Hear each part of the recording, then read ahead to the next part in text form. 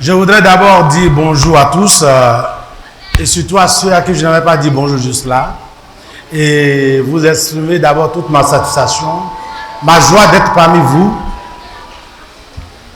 pour cette journée.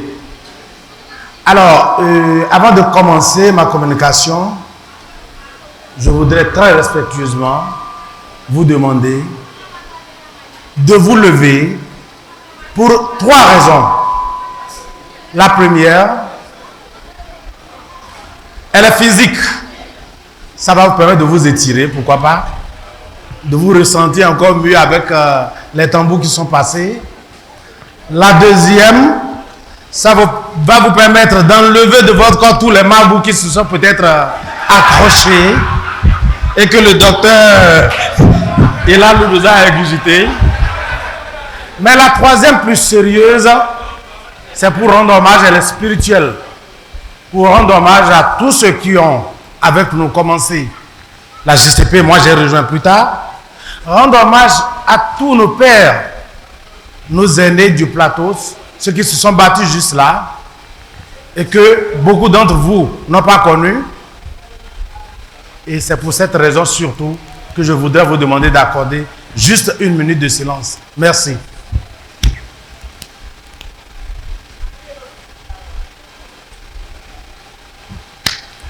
Merci à vous, merci de vous asseoir.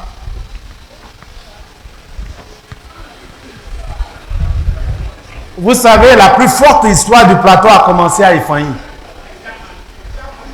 Je dis simplement la plus forte histoire lorsqu'on a voulu faire naître une association, l'Union des associations du département du plateau.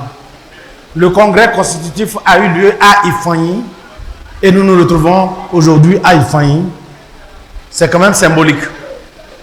Alors, le thème qu'il m'a été demandé de présenter, c'est le plateau dans le conseil des départements du Bénin, processus d'une émancipation géopolitique et socio-communautaire.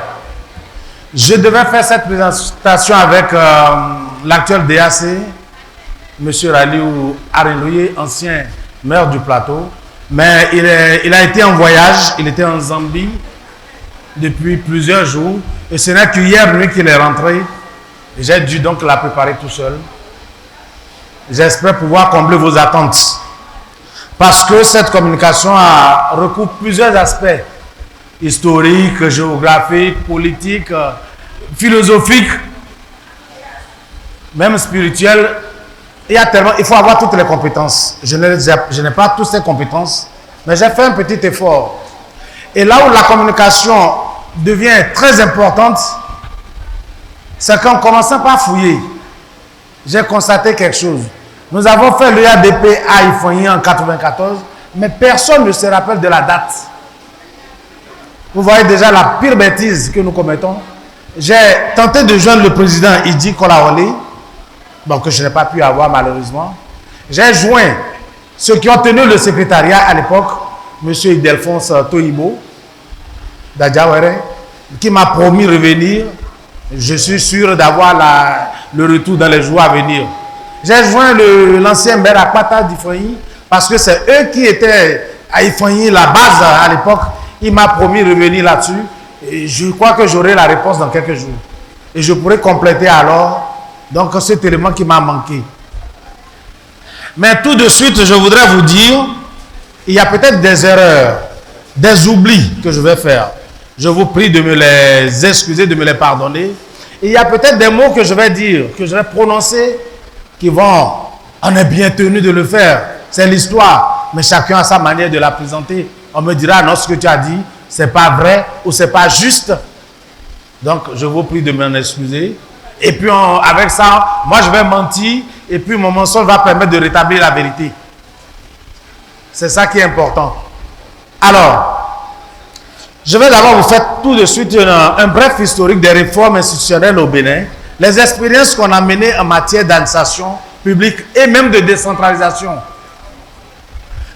Notre pays, le Dahomey, il y a d'abord eu une période précoloniale.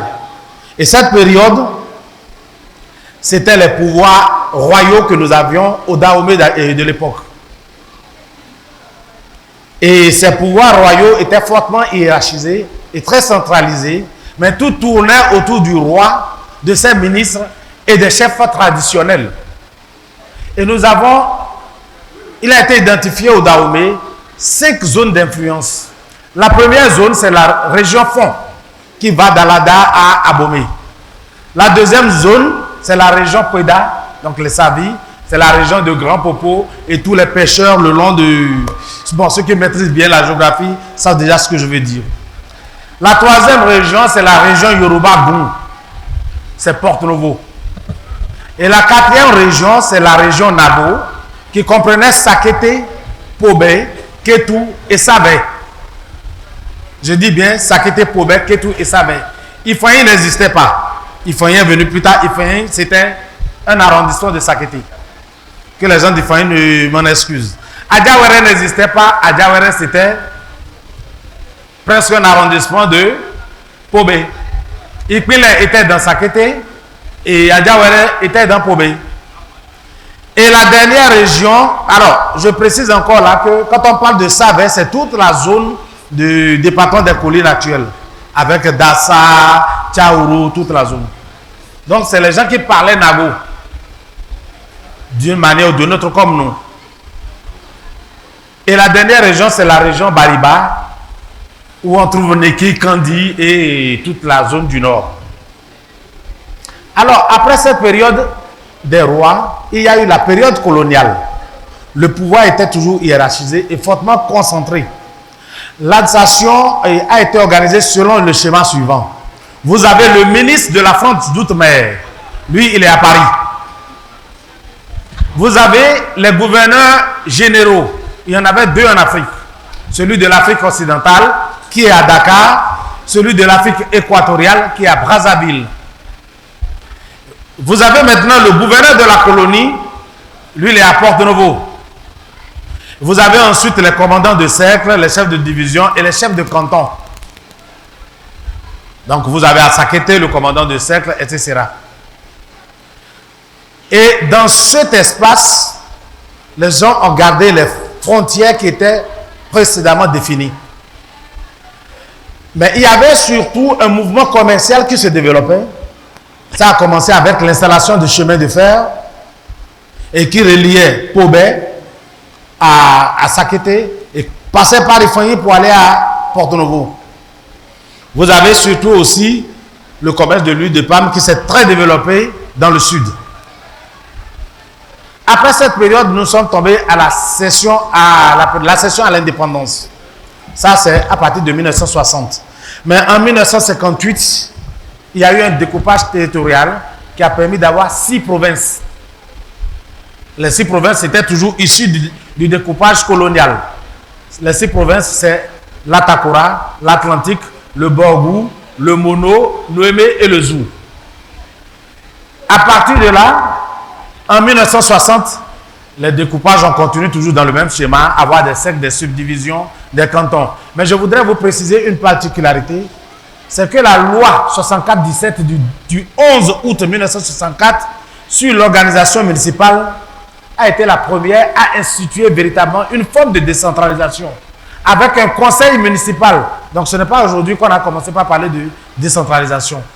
Il y avait un conseil municipal, il y avait des conseillers élus au suffrage universel, il y avait un maire, il y avait des adjoints au maire, il y avait des sessions de conseil qui étaient prévues, il y avait un budget autonome, un compte administratif pour quand même rendre compte, faire le point, même si cela évoluait simplement autour de quelques villes.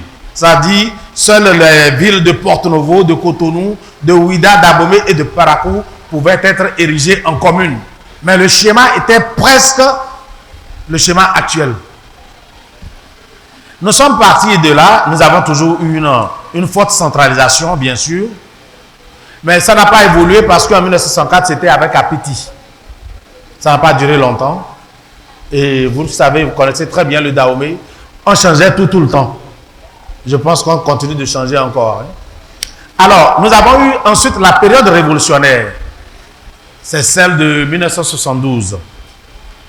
Et surtout l'ordonnance 74-7-7 du 13 février 1974 par lequel le GMR a mis en place maintenant une nouvelle réforme territoriale.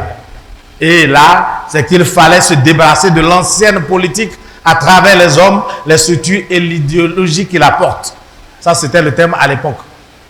Et après cela, donc, nous avons eu une administration qui est devenue d'abord centrale, provinciale, régionale, communale et locale. Et la réforme nous a permis d'avoir toujours les 6 provinces, mais avec maintenant des districts. On avait 39 districts, 404 communes et près de 2700 villages et quartiers de ville.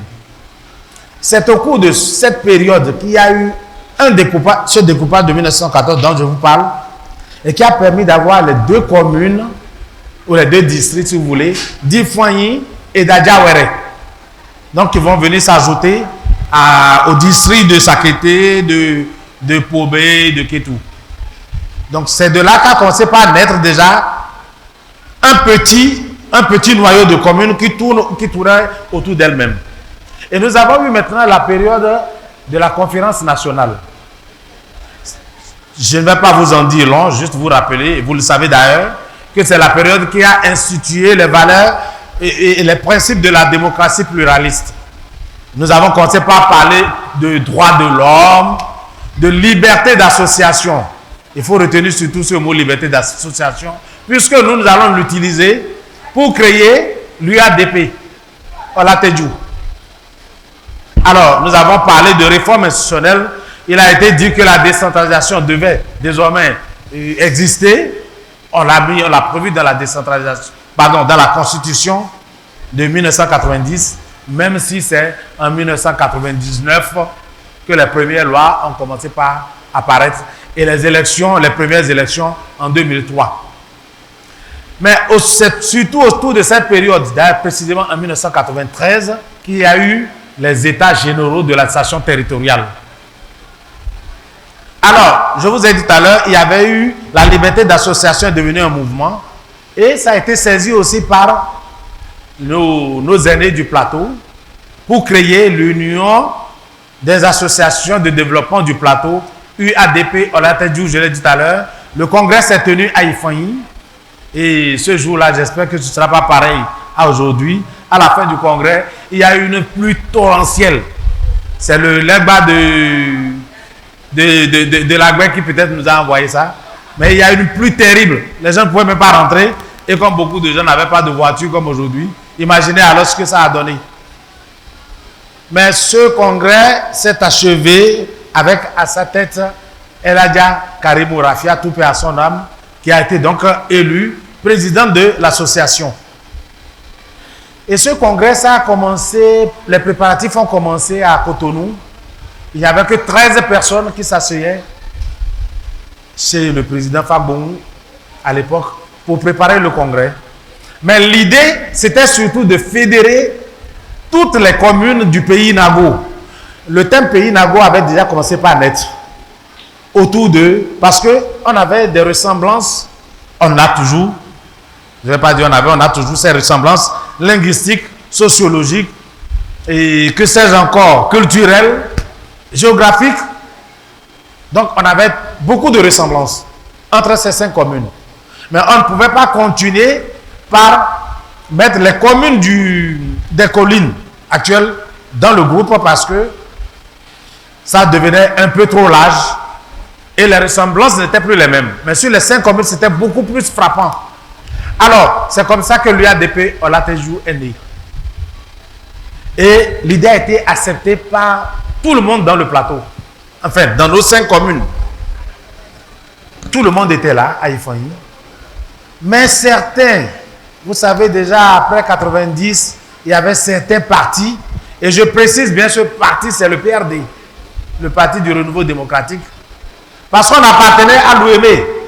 On était dans le grand OME. On n'existait pas en tant que département du plateau. Mais eux, quand ils ont commencé par voir l'UADP, Olateju, les Nago, les Nago sont en train de se mettre ensemble, ça a fait tiquer. Donc beaucoup de gens ont commencé par se dire, ils veulent lutter contre nous. Le PRD va perdre son hégémonie. Et ça, c'était devenu la peur du PRD. Et il ne faut pas dire que cette peur n'était pas cachée. Le président Fagbon, qui a quand même, il faut le féliciter, il faut le louer, qui a mis tous ses moyens en jeu.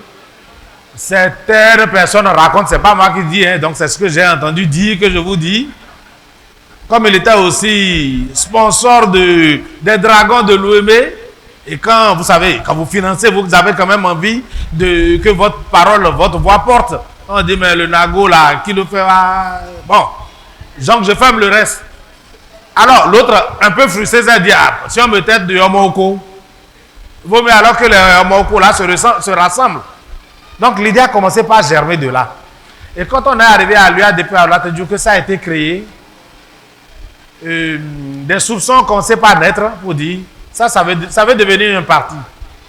Ça veut devenir un parti, ça veut devenir un parti. On a commencé par se réunir chez le président Fagbon. J'y étais pour l'élaboration des statuts du parti, d'un parti, mais qui en fait n'avait pas de lien avec l'UADP. Mais comme c'était presque les mêmes personnes, des gens venus du plateau qui se réunissaient pour préparer leur parti, quitte à ce que l'UADP continue son chemin, ça n'a pas été digéré. Il y a eu un fracas, des gens sont sortis, des gens du plateau sont sortis. C'était à l'époque le président Tadjoua Kadri, qui avait quand même une faute vague derrière lui. Je ne veux pas dire qu'ils n'ont pas raison. Ils ont raison puisqu'ils se sont dit, c'est un parti, on nous a entraîné dans une affaire de parti, eh bien nous on est perdus, on ne va pas rester là-dedans. Un peu comme ça, hein, c'est moi qui décris de cette manière. Et paf, eux ils sont partis. Ils ont entraîné beaucoup de gens comme le député Abou Karim Monene à Sakete. Donc tout ce qui était un peu pro-PRD, allez, on commençait par foutre le camp. Mais le MADEP est né. Le MADEP est né. Et ça a donné raison, qu'on le veuille ou pas, à ceux qui disaient qu'on allait vers un parti politique. Et pour cela, quand même, avant de quitter l'histoire de l'UADP, je voudrais rappeler quelques noms des pères fondateurs. Et par commune, j'ai choisi un petit lot. C'est vrai qu'à Sakete, je me rappelle beaucoup plus des gens de Sakete, puisque je suis de Sakete, et que j'allais avec beaucoup plus les gens de Sakete. Mais j'ai demandé aux gens des autres communes de m'aider à ajouter des noms à ceux que moi j'avais. Donc j'attends toujours donc ce retour. J'en ai eu quelques-uns. À Kétou, on avait des gens comme notre père défunt, Abimbola Anani, père à son âme, et le père de l'actuel ministre Abimbola. Donc, ce n'est pas l'actuel ministre, il n'était pas dedans, hein. Il était beaucoup plus jeune. Donc, c'était le père Abimbola. Il y avait aussi, beaucoup sont décédés, l'ambassadeur Benoît Adekambi, et le ministre Baba Toudé Jean-Pierre, son épouse, qui a beaucoup œuvré, et certains sont encore vivants, comme le président Edi Kolawole. D'autres aussi sont décédés. Je ne sais pas si l'ancien préfet est toujours là, Maké Oniloudé. Bon, tant mieux alors. Il y a Placide Ogoutade, pardon. Il y a Oseni Salou, l'ancien maire qui est décédé. Il y a l'ancien maire, le premier maire de Kétou, Augustin Higué, qui est décédé aussi. Et il y a l'ancien secrétaire général de la préfecture, M. Babarinde Bankole, qui est toujours là. Madame Lucie Sessinou, elle est toujours là. Heureusement donc. À Ifanyi, on l'appelait Baba, et puis j'ai oublié le nom, j'ai rappelé Madame Maroufa Merci, qui m'a rappelé le nom de son papa. C'était M. Latifou Parola, qui a son âme également. Il y a l'actuel président de l'Assemblée, le président Louis Blabono, qui était également là. Il y a Mathieu Awansou, Antoine Minaflinou, Basile Fassinou, Joseph Akpata, Étienne Olomide, Antoine Koublenou, Soumaïla Akala, Vincent Mitio Djenou, Marou Fadjana. J'ai oublié certains noms. Si vous me les envoyez, je vais les compléter. Il y a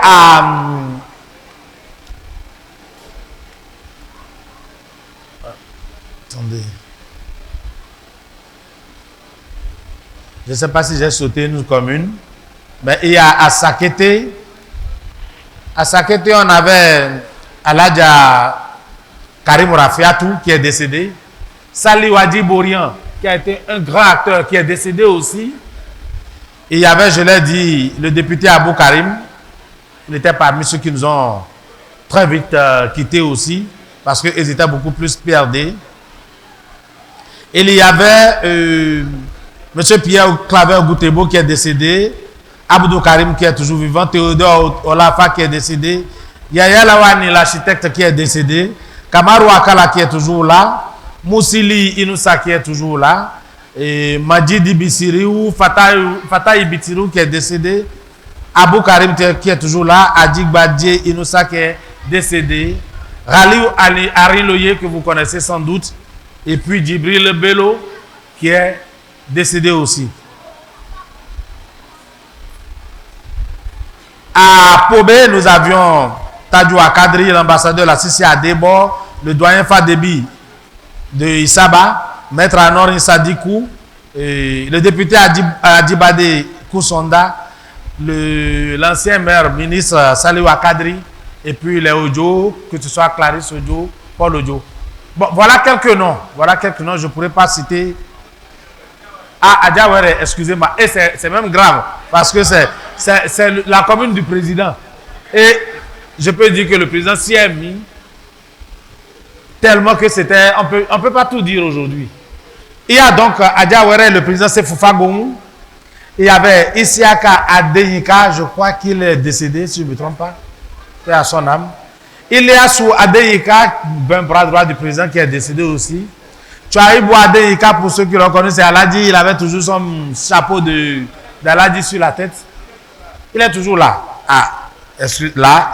Il y avait François Oyabi. Il y avait Jonas Abiala, l'historien. Il y avait Djima Fachola. Il y avait Idelphonse Toyibo et beaucoup d'autres que j'ai dû oublier. Donc voilà quelques noms dans ces communes. Et puis, après l'UADP Olatedjou, après cette association, nous sommes passés tout simplement à la création du MADEP.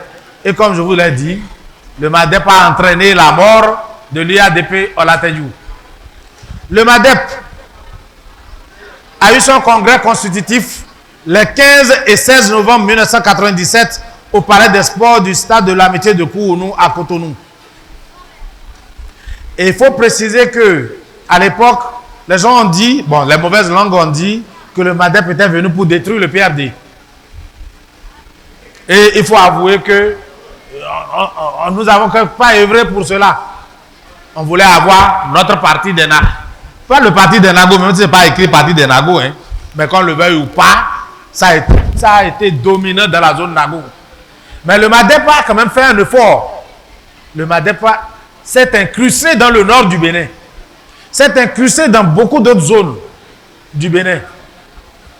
Mais nous, du plateau, on aimait ça parce qu'au moins on se défendait avec. Donc, si les gens nous injurient, on doit pouvoir accepter. Mais en tant que parti, qui devait avoir quand même un écho sur le plan national, le MADEP a fait son effort.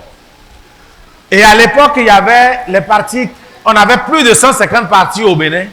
Mais en réalité, et ça c'est ce qui me gêne aujourd'hui, quand les gens disaient qu'il y a trop de partis, il y a trop de partis. Il n'y avait pas trop de partis. Sur les papiers, il y avait trop de partis. Mais dans la réalité, les partis qui vraiment s'imposaient n'étaient pas si nombreux. On avait la Renaissance du Bénin. On avait le parti le PRD, le parti du renouveau démocratique. On avait le parti social-démocrate du président Bruno Amoussou. On avait le Front Alafia, le Front d'action pour le renouveau, la démocratie et le développement Alafia. Même s'ils étaient un peu régionalistes, si on veut, comme thème, ben, c'était les plus forts partis du Bénin. Et tous les autres partis baignaient, tournaient autour de ces partis. C'est vrai qu'il y en avait certains qui arrivaient à aller piquer un député à l'Assemblée, 2 députés à l'Assemblée, mais ce n'était pas si important que ça. Alors, le MADEP, je l'ai dit, a été accueilli à bras ouverts, surtout dans la zone Nago. Alors, au sein du MADEP, c'est presque les mêmes noms que vous allez retrouver, à part ceux qui sont sortis. Le président Faboum, qu'on appelait Ola Egbe, qui finançait fortement le parti et qui n'a jamais eu de poste politique, en réalité. Bon, les mauvaises langues disaient que ça permettait de fleurir ses affaires, n'étant pas son comptable, je ne peux pas le dire. Mais c'est tant mieux pour lui si c'était ça. Il y avait des gens comme le président Idi Kolaole, qui a été ministre des Affaires étrangères, même avant le parti, de 1998 à 2003, et qui a été président de l'Assemblée nationale de 2003 à 2007. Il a été le premier vice-président du MADEP, et il a été surtout candidat au présidentiel. C'était en septembre 2005 pour les élections de mars 2006. Il est arrivé à la 5e place avec 3,25% des suffrages. Mais plus tard, il a été réélu en tant que député au législatif pour mars 2007 sur la liste de l'Alliance pour la démocratie, pour une démocratie dynamique. Au sein du parti, il y avait aussi des gens comme le président, je l'ai dit tout à l'heure, le président Béounou Louis Vlabonou, qui a été élu député au titre de la 4e législative sur la liste du MADEP, puis sur la liste de l'ADD, de l'UN et enfin de l'UP. Et si je ne me trompe pas, si ma mémoire est encore bonne, il n'a jamais quitté l'Assemblée. Bon, je dis si ma mémoire est bonne, si je me suis trompé, vous m'en excusez. Il y avait aussi des gens, le professeur François Abiola, qui a été directeur de l'EISMB, l'école inter-état des sciences et médecine vétérinaire de Dakar, de 1994 à 2005, qui a été élu député du MADEP pour la 5e législature, puis de la FCBE pour la 6e, qui est devenu plus tard ministre, puis vice-premier ministre. Il y avait eu des gens comme Père à son âme, Kamala Souradjou, qui a été le directeur du cabinet civil du président de la République à l'époque, Mathieu Kérékou. Il y a eu Rafiatou Karimou, qui a été député, qui a été ministre. Il y a eu Moukarama Dibadé, qui a été député. Il y a eu surtout aussi les premiers sous-préfets, les premiers maires de la décentralisation. Le MADEP a pu imposer ses sous-préfets dans toutes les communes du plateau et rappeler toutes les communes aux élections. Alors, les résultats que le MADEP a connus au législatif, deuxième législature, 1995 à 1999, le MADEP a eu 3 députés. À la 3e législative, 1999-2006, le MADEP a récolté 6 députés. À la 4e législature, le parti est passé à 9 députés. En 2011, c'est sous l'Union fait la nation que le parti a eu 3 députés. Mais aux élections communales de 2003, toutes les communes du plateau sont tombées sous le giron du parti. Malheureusement, aux élections de 2008, le MADEP a commencé déjà par chuter. Et ce n'est que la commune d'Adjawere sur les 5 communes du plateau que le MADEP a pu sauver. Et plus tard, même le maire d'Adjawere à l'époque, M. Edi Mafachola, est passé à la FCBE. Tout simplement. Alors, le déclin du MADEP a commencé d'abord à l'externe. À l'externe, il y a eu le bras de fer entre l'État et la CPI, la Continental Petroleum Investment. C'était une société dirigée à l'époque donc par le président Séfou Fagbou.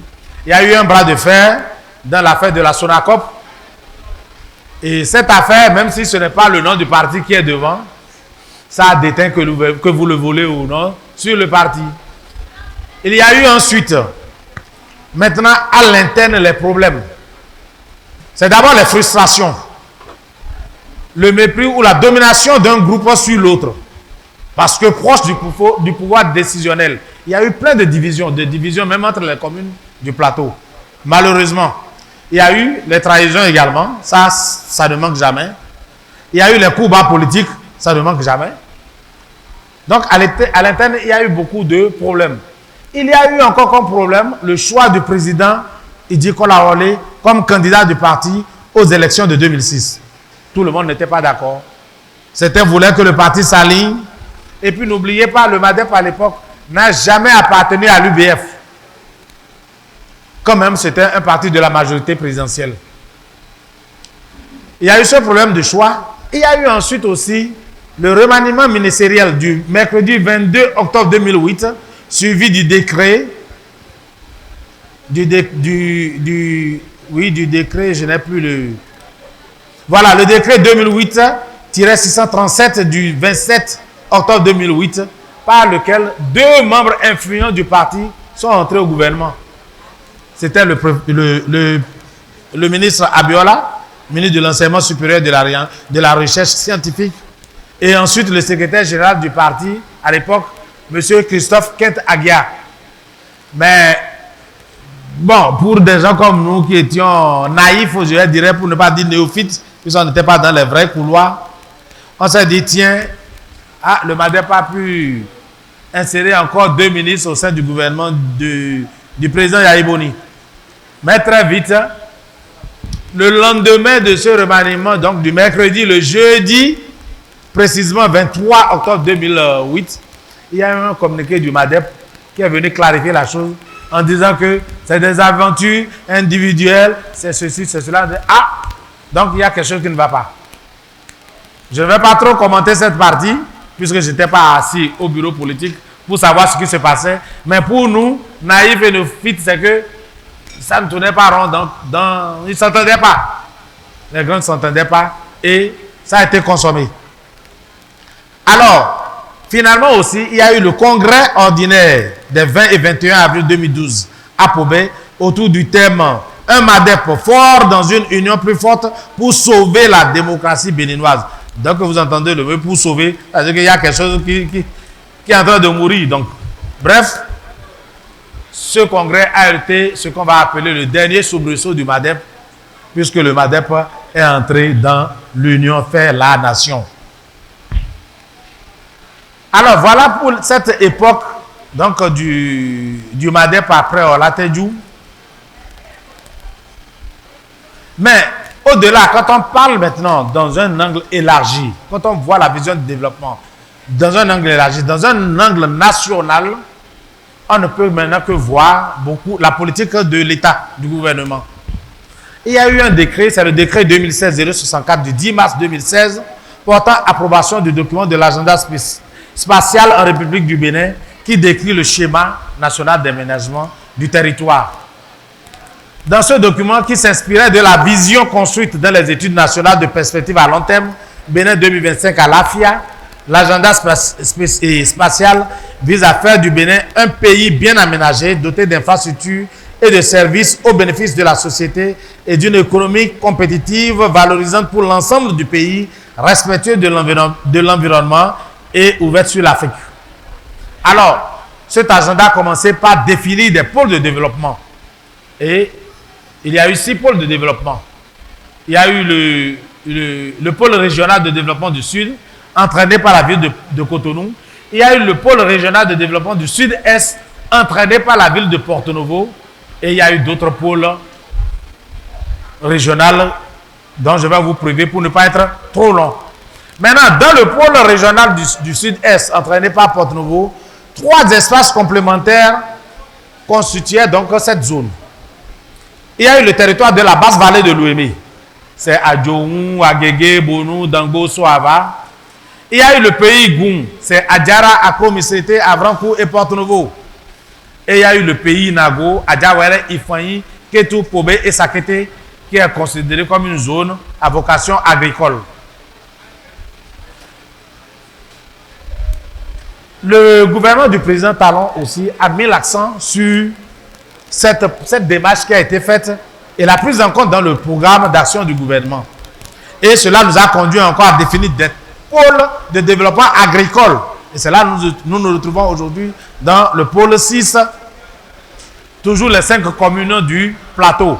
Donc c'est pour vous dire qu'il y a eu un schéma qui a été décrit en termes simples pour le développement d'espaces de développement partagé. Maintenant, sur le plan national, on revient maintenant sur le plan beaucoup plus régional. Là, nous pouvons parler de l'intercommunalité. On a commencé par décrire le pays Nago. Le terme d'abord avait été déjà identifié par le LARES du professeur John Egué à l'époque, qui a fait des développements. Mais le 15 janvier 1999, le Bénin a commencé par compter 12 départements. Et des 12 départements définis par cette loi, nous avons retrouvé le département du plateau.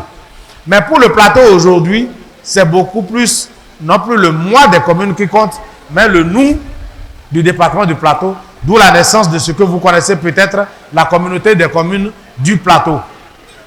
Alors, ces communes sont en train de se regrouper aujourd'hui, d'abord en association, puisque c'est plus tard que la loi est venue pour leur permettre maintenant de devenir des établissements publics. Des établissements publics, donc les PCI, que nous espérons que bientôt, le département du Plateau, la communauté des communes du Plateau, s'il garde ce nom, va finir par conserver. C'est en 2005 donc que la communauté est née. Il n'y avait pas de loi pour encadrer l'intercommunalité. Mais à partir de là, c'est une autre forme qui nous permet aujourd'hui d'aller beaucoup plus vers notre développement. Et quand vous prenez l'EPCI, la loi sur l'intercommunalité, vous prenez le décret. Il est vrai que la nouvelle loi, le portant cadre de l'insertion territoriale, a repris l'intercommunalité, mais c'est presque les mêmes termes. Mais surtout aussi, n'oubliez pas que le décret qui a permis à l'EPCI d'évoluer prend en compte des groupes universitaires, des centres de réflexion, des groupes de réflexion, comme ce qu'est les jeunes cadres du Plateau aujourd'hui, qui pourraient devenir, pourquoi pas demain, c'est bien précisé par les textes, un cadre d'appui pour l'intercommunalité au Bénin et dans le Plateau plus précisément. Alors, il va falloir quand même aussi que d'autres structures, nous avons le cadre de concertation où se retrouvent au niveau de la préfecture beaucoup plus les services déconcentrés de l'État et les maires du Plateau également puissent devenir beaucoup plus forts et permettre au département du Plateau de ressurgir, de pouvoir aussi devenir un véritable pôle de développement. Nous aurons besoin de l'appui des associations et des organisations de société civile et nous aurons besoin d'activer le rôle du citoyen également. Ça, c'est le rôle des élus. C'est leur rôle parce qu'aujourd'hui, qu'est-ce qu'on constate? C'est qu'il y a une faible participation du citoyen à la gestion des affaires locales. Ce qu'on constate, c'est qu'il y a un désintérêt du citoyen au développement de sa société. Ce qu'on constate, c'est qu'il y a peu d'intérêt à la réduction des comptes. Donc voilà certains éléments que je voudrais juste citer pour dire que les défis aujourd'hui, c'est de pouvoir promouvoir une société locale dans laquelle tous les acteurs peuvent débattre entre eux. Et c'est le cas des jeunes cadres du Plateau, pouvoir débattre entre eux et avec les responsables, non seulement des services que les communes ou que l'intercommunalité peut fournir aux citoyens, mais aussi des questions de développement de nos communes et à la mise en place d'un mode de financement de la commune, de fonctionnement de la commune qui tienne en compte le renforcement de l'espace que nous représentons en tant que département du Plateau. Et voilà, pour ne pas être long, ce que j'ai voulu partager avec vous. Je vous remercie de votre vive attention et merci.